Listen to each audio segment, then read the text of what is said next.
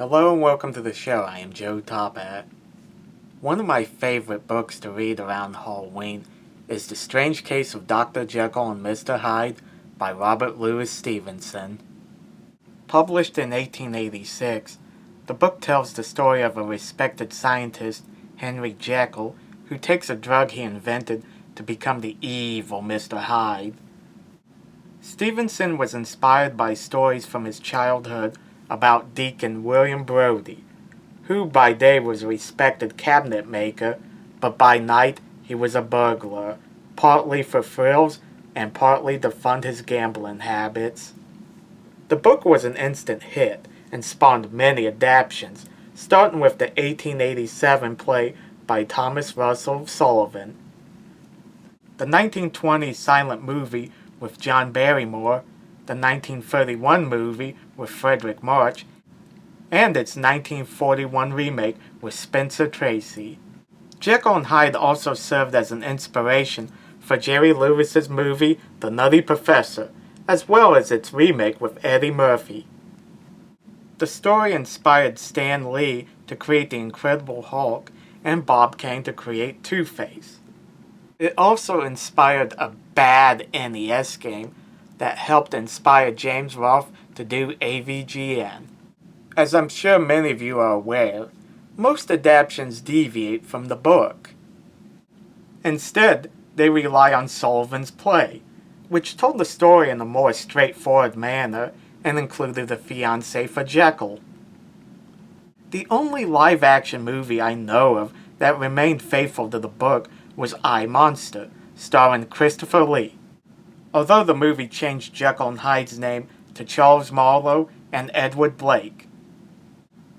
In 1986, Burbank Film Australia created an animated movie for kids that many call the most faithful adaptation of Jekyll and Hyde. Is the 1986 cartoon a great adaptation or a misguided attempt? Let's find out. The movie starts off with the burial of Edward Hyde. The police remark that Hyde was a monster with no soul, and the preacher says that no man will mourn his passing. Though there are 4 people who, by the look on their faces, seem to be mourning Hyde's death. They're servants to Dr. Jekyll, just so that we're clear. It cuts 20 years later, where Annie, Jekyll's maid, that's her right there, is now working as a nanny for 2 boys. They most likely made her a nanny because it rhymes with her name. The boys ask Annie questions about Hyde, and she proceeds to tell the story. The burial of Hyde and Annie working as a nanny are not in the book. They do, however, serve a purpose. Hyde's burial helps set the tone of the story, and the nanny with the kids, I suppose, is to help lighten the mood a bit. It is a kids' movie after all. Plus, the book was a non-linear story, and these additions help capture that. Anyway, Annie's story starts off with Henry Jekyll's birthday party. His guests include friend and lawyer Gabriel Utterson, the main character in the book, Dr. Hasty Lanyon, and Mrs. Lanyon. It is here where Jekyll tells his theory that everyone is made up of 2 parts, good and evil. Throughout a person's life, these 2 parts are constantly fighting. Jekyll hopes to separate these 2 parts to eliminate the evil in man. Lanyon dismisses Jekyll's theory as balderdash. Once again, I have to point out a difference from the book. In the book, Jekyll's motive for creating the serum were a bit more selfish. You see, in his youth, he had been a troublemaker, but these urges were suppressed as he got older. The serum was created so he can indulge these evil urges without remorse. While not stated in the movie, Jekyll's age in the book was 50, and Hyde was a younger man. Many adaptations shows Jekyll as a young man, but here he looks and acts like a middle-aged man. Jekyll works in his lab to create the serum, with his only companion being a cat, thrown in for the kids, I guess. He drinks the serum and turns into Hyde. A lot of adaptations exaggerate Hyde's ugliness. This cartoon keeps Hyde's ugliness to a minimum.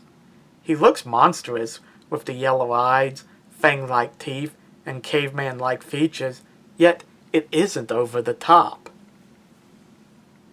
The book was pretty vague on what Mr. Hyde did in town, so like most adaptations, the cartoon has to make up what he does. In this case, he loves to kill people. First a man on the bridge, and then later a woman in the alley. Back at the lab, Hyde communicates with Jekyll in his head, where he orders the good doctor to make him the beneficiary in his will. I love the visuals in this segment, with the Twilight Zone-like Fanny and the fire later in the background. It shows Hyde becoming stronger. Later, Annie enters his lab to do some cleaning. Dr. Jekyll grows angry when she gets too near a bag of powder that is a key ingredient to his serum and proceeds to bawl her out. Take it easy, man. The poor girl is just doing her job. He holds a meeting with his servants where he states that his lab will only be cleaned under his supervision, and that Edward Hyde, who he calls an associate, will come to the house from time to time, and that they should allow him to do as he pleases. Utterson and his cousin are walking down the street one day, where Enfield tells him of his encounter with Hyde. He was at a pub the night before, where Hyde came in and attacked a woman and a man.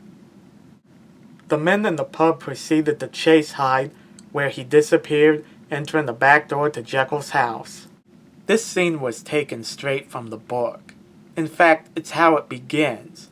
The only difference is that in the book, Hyde trampled over a little girl, and Enfield caught him, forcing Hyde to pay the parents £100. Jekyll wakes up one day to find he turned back into Hyde, though he was able to get to his lab and change back. This showed that he is losing control over the transformation. He at one point tripled the dose of the serum to get rid of Hyde, but to no avail. This is especially bad after Annie witnessed Hyde beating a man to death. For when Jekyll went for a walk one day, he turned back into Hyde. Since everyone knows Hyde is a killer, he has to take refuge in the crummy-looking hotel, where he sends a message to Lanyon to get the drugs from his lab. Hyde drinks the serum in front of Lanyon, turning back into Jekyll. Lanyon is so horrified to learn this that he later gets sick and dies. When I first read the book and got to this part, I found it a bit melodramatic. I mean, who dies as a result of learning a terrible secret? Upon multiple readings of the book and viewings of this cartoon, I've come to understand why Lanyon got sick. He had found out that his best friend is a monster. Who wouldn't get sick after that? Like in the book, Jekyll confines himself to his lab out of fear of becoming Hyde. The transformations become more frequent, and he eventually runs out of the powder he used as an ingredient to his serum. He sends his servants out to get more, only to throw it out the window with a note saying that the new powder was inferior to the old, and ordered the servants to go to every chemist in London to find the old stock. The cartoon doesn't give a reason why the powder won't work, and neither does any adaptation that I know of, but there is a reason in the book. Jekyll had speculated that the powder had an impurity that caused the serum to work in the first place. Since he doesn't know what the impurity is, there is no way he can recreate it, thus why it was important for him to get the old stock. The servants become concerned for their master and turn to Utterson for advice. They hear a scream from the lab, so they break down the door where they find Mr. Hyde dead. On the table, they discover Jekyll's new will, which leaves everything to Utterson, and notes where they learn the truth. The movie ends with Utterson and the servants at the cemetery, vowing never to reveal the truth to anybody about Jekyll and Hyde. I guess the kids don't count as anybody. This Dr. Jekyll and Mr. Hyde cartoon is a great adaptation. It's definitely aimed at kids with the inclusion of the cat, the scene where the mouse becomes Hyde, and the kids Andy is telling the story to, but none of these elements becomes a distraction. The voice acting is good, and the animation can be a bit stiff, though it's nothing too bad. The movie's greatest strength is its faithfulness to the book. After seeing so many adaptations give Jekyll a fiancée, it was a big relief to find one where he doesn't have one. I also like how it showed what happened after Jekyll and Hyde's death. If you are looking for a Dr. Jekyll and Mr. Hyde movie to show to your kids, or one that's faithful to the book, check it out. If you want a faithful adaptation that's more adult, check out I, Monster with Christopher Lee. Thanks for watching. Let me know in the comments section what you guys think, and don't forget to like and subscribe. See you later.